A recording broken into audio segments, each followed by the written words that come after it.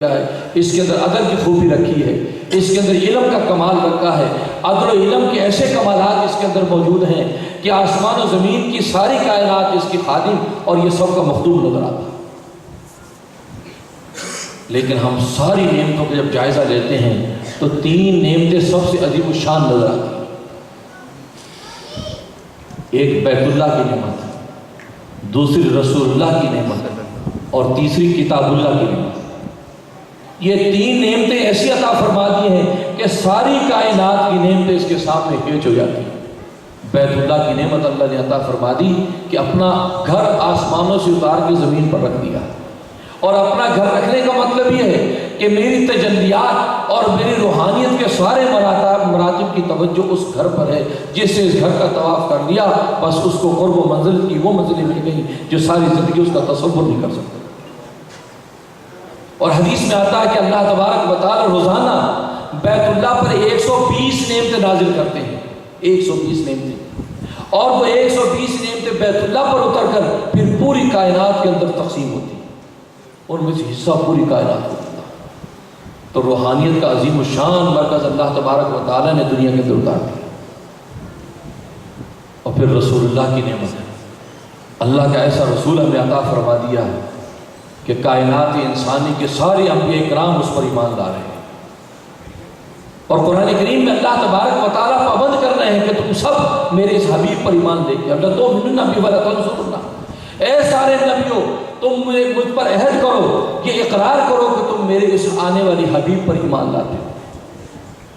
سب نے کہا کہ ہم اقرار کرتے ہیں، ہم ایمان لائیں اور ہم نصرت کریں گے۔ وہ مقام سرکار دو عالم صلی اللہ علیہ وسلم کو عطا فرما دیا۔ خدا فرماتے ہیں انا نبی الانبیاء، میں صرف امت محمدیہ کا نبی نہیں ہوں، میں تو ساری کائنات انسانی کے نبیوں کا بھی نبی ہوں۔ انا اول خلقا و آخر بعثا، میں تو سب سے پہلے پیدا ہوا، میری پیدائش اور تخلیق سب سے پہلے اللہ تبارک و تعالیٰ نے دی ہے، اور اسی وقت سے اللہ نے میری روح کو نبوت عطا فرما دی۔ وآخر بعثا، اور میں ظاہر سب سے آخر میں ہوں، پیدا سب سے پہلے ہوں، ظاہر سب سے آخر۔ اور ایسی مرکزی نبوت اللہ تبارک و تعالیٰ نے سرکار دو عالم صلی اللہ علیہ وسلم کو عطا فرمائی کہ کائنات انسانی کے سارے نبیوں کے کمالات ایک رسول اللہ کی ذات میں بدل کرتی ہے۔ کائنات حسن پھیلی تو لامحدود تھی، کائنات حسن پھیلی تو لامحدود تھی، جب سمٹی تو نام محمد ہو کر رہ گئی۔ کائنات اللہ اکبر اللہ اکبر، کائنات حسن بکھرا، کہیں آدم بن گیا، کہیں شیش بن گیا، کہیں نوح بن گیا، کہیں صالح بن گیا، کہیں ہود بن گیا، کہیں موسیٰ بن گیا، کہیں شعیب بن گیا، کہیں یعقوب بن گیا، کہیں یوسف بن گیا، کہیں سلیمان بن گیا، کہیں داؤد بن گیا، کہیں عیسیٰ بن گیا۔ جب سارا کائنات حسن سمٹا تو محمد مصطفیٰ بن گیا۔ اللہ اکبر، محمد رسول اللہ، محمد رسول اللہ۔ حسن یوسف دم عیسیٰ ید بیضہ داری، حسن یوسف دم عیسیٰ ید بیضہ داری، آنچے خوبہ ہمہ دارن کی تو تنہا داری۔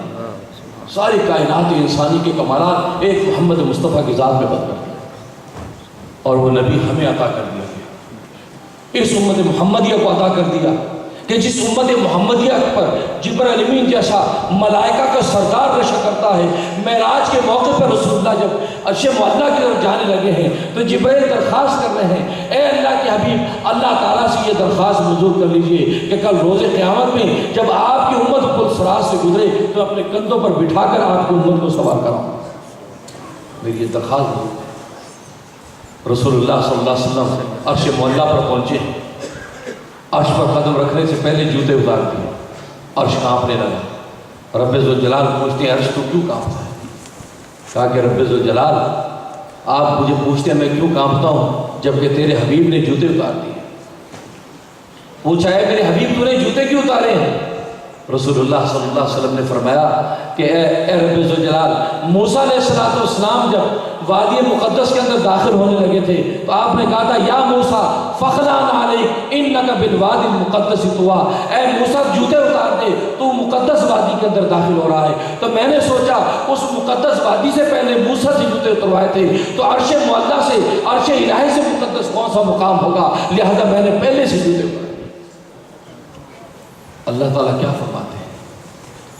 ہم نے بھی اپنے نبی کے مقام کو پہچانا نہیں ہے، ہم بھی اوروں کی طرف دیکھتے ہیں۔ اللہ تعالیٰ نے فرمایا اے میرے حبیب، جب سے اس عرش کی تخلیق ہوئی ہے اس وقت سے یہ عرش اس بات کا منتظر تھا کہ جب میرا یہ حبیب آئے اور میرا حبیب اس کے اوپر قدم رکھے۔ میں نے وہاں وادی سے، میں موسیٰ علیہ السلام سے جوتے اس لیے اتروائے تھے تاکہ موسیٰ ننگے پاؤں اس وادی میں قدم رکھے، اس کے قدم بابرکت ہو جائیں۔ یہاں تو جوتے میرے عرش پر رکھ تاکہ میرا عرش بابرکت ہو جائے۔ اللہ اکبر، یہ مقام محمدی ہے۔ تیرے جوتے مس کریں گے میرے عرش کے ساتھ۔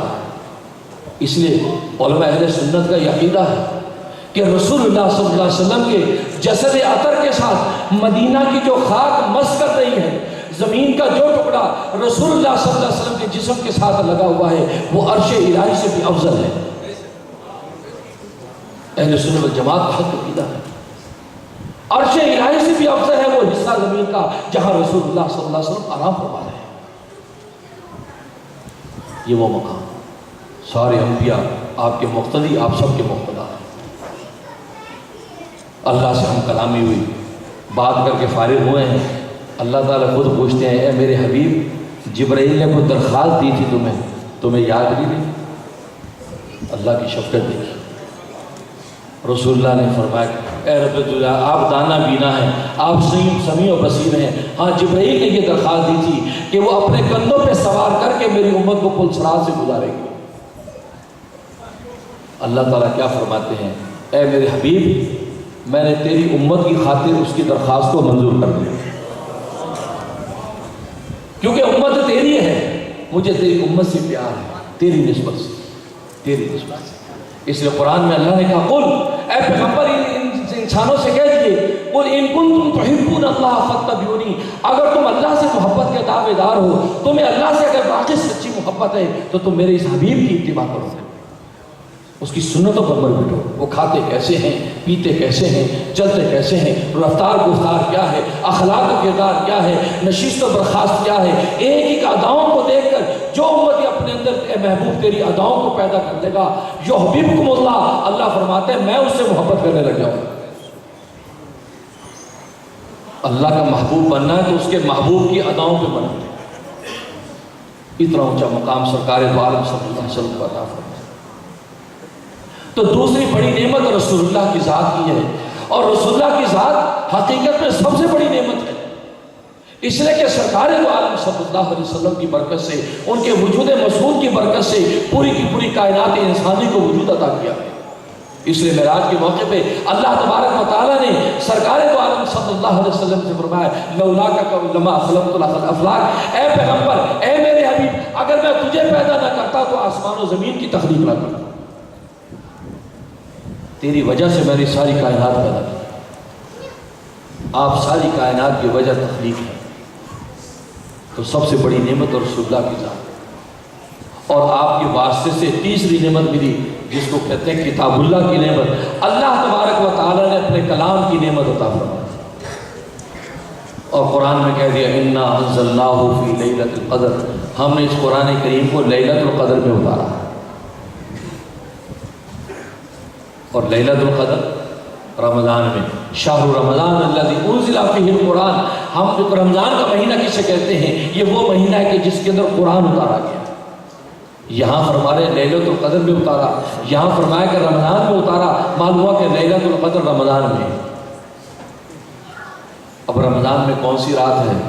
سرکار دو عالم صلی اللہ علیہ وسلم ایک روایت میں فرماتے ہیں آخری 10 راتوں کے اندر تلاش کرو، آخری 10 رات، اور دوسری روایت میں فرمایا کہ آخری 10 راتوں کی طاق راتوں کے اندر تلاش کرو، 21 کی رات، 23 کی رات، 25 کی رات، 27 کی رات، 29 کی رات، یہ 5 راتیں ایسی ہیں جو لیلۃ القدر ہیں۔ اور لیلۃ القدر کے کیا مقام ہے؟ لیلۃ القدر خیر من الف شہر، 84 سال کی عبادت سے افضل اس ایک رات کی عبادت ہے۔ 84 سال کی عبادت ایک طرف اور اس ایک رات کی، اور اس میں افضلیت کا ذکر فرمایا کہ افضل ہے۔ افضل کتنی ہے اس کی کوئی تحدید نہیں، انسان کے اپنے اخلاص اور ایمان اور خشوع و خضوع کی بنیاد پر اللہ تبارک و تعالیٰ کی درجات کی بلندی عطا فرماتا ہے۔